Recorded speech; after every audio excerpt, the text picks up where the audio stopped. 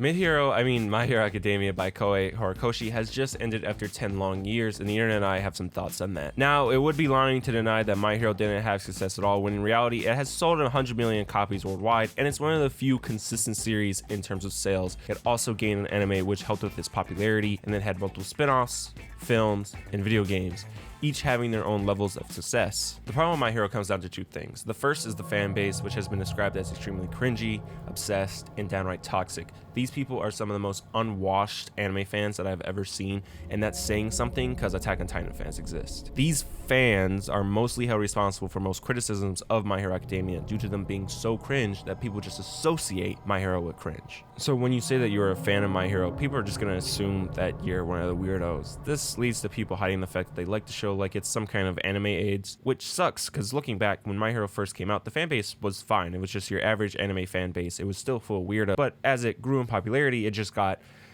out of hand. A shame for fans who just enjoyed it for being a cool superhero series with a decent story, which leads to the second problem. A lot of people agreed that the beginning was really good and it had some unique ideas in terms of the superhero genre. The problem comes with many not liking where the story started to go, and then the ending. With any popular series coming to the end, you have many who aren't happy with the ending, and My Hero is the exception. It didn't help that the ending was leaked days before, with some of the translations being slightly off, causing many fans to be upset with Deku's, the main character's, fate at the end of the series. Now, a quick recap. Deku, aka Izuku Midoriya, was born into a world where powers called quirks are common, and being a hero is an actual full-time job someone can get. Deku is born with a rare condition called being normal. He has no quirk, and it is his dream to be a hero. And by chance, he proves himself to the number one hero, reveals to Deku that he has and must pass down his quirk, and he chooses Deku after seeing his potential. The story then follows Deku as he trains and puts his body and mind through hell to become the number one hero, fighting villains even though it's only his first year, and he's constantly having to prove that he deserves to be a hero and he's a worthy successor of his power.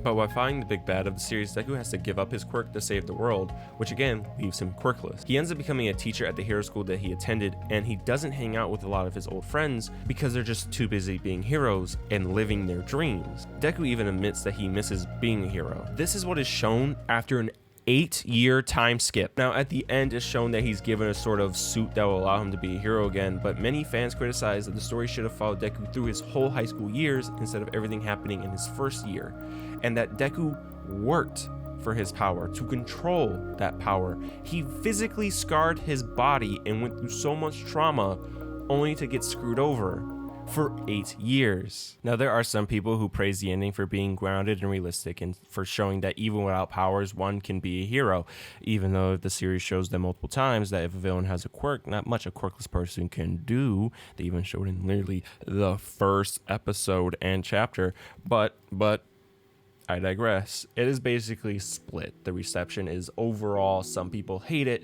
some people like it. I see the vision and the thought process behind the ending. I do hate that after everything, Deku is kind of screwed over. I mean, he did work for it. Even before gaining the quirk, he did train his body just to have the quirk.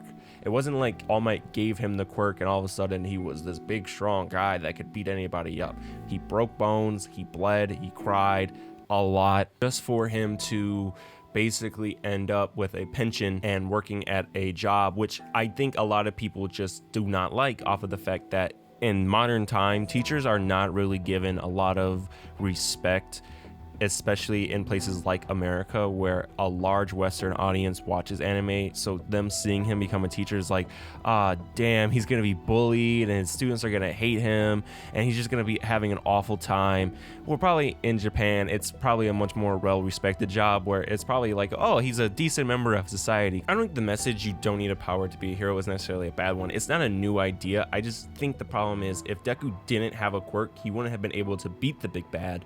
And maybe if the overall message at the end was going to be that maybe Deku didn't need to gain a power at all and instead use technology or a suit from the start. I think the anger of a character who we've seen whose whole dream, whole personality is they want to be a hero and they'll do it by any means, to the point that he broke bones and did all this just at the end for him to be like, I am not a hero. I work a 9 to 5 and I kind of wish that I didn't. and all my friends kind of don't talk to me because they're just too busy being heroes, living the dream that we all dreamed about when we were in school. It just hurts to see. And yes, again, I know at the end he gets a suit and he's able to be a hero, yay. But after 8 years, I think people are just upset that shonen for some reason is starting to follow this trend where the protagonists are just losing at the end. And I don't necessarily mean they're losing to the big bad. I mean that they win, but they've lost something, and that's what this feels like. Is it realistic? Is it gritty? Is it grounded? Yes. But that's not what people want to see. People want to see Naruto become the Hokage. People want to see Goku become the strongest. People want to see Deku become the #1 hero. If I wanted to see the hero get a job, I would watch The Devil as a part-timer. I think a lot of people, and myself included, are hoping that a chapter, a one-shot, something comes out after that kind of explores where the world is now sitting with Deku as a hero and what is going to be happening, as I feel as this ending has just left a bad taste in a lot of people's mouths. And now that's just my opinion. Like I said, my consensus from research shows that everyone is kind of split.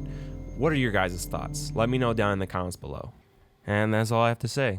I hope you guys enjoyed the video. If you did, hit that like button, and I'll catch you guys in the next one. Peace out.